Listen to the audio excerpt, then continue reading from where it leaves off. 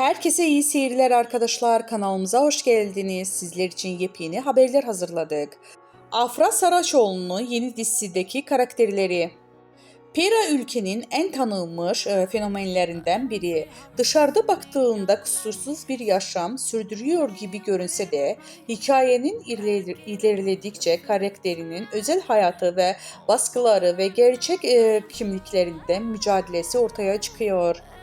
Dizide Afra Saraçoğlu'nun partneri olarak yer alan Ardınç ve Adam isimli gizemli bir karakteri canlandırıyor. Ayrıca dizinin hikayesinde Mecit karakteri de Pera'nın hayatında önemli bir yere sahip.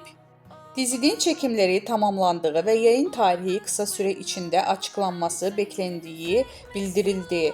Şu ana kadar kesin bir yayın günü duyurulmadı. Ancak dizi Disney'de yayınlanması bekleniyor. Afra Saraçoğlu hayranları en çok merak ettiği konulardan biri de dizideki aşk hikayesi olduğu belirlendi.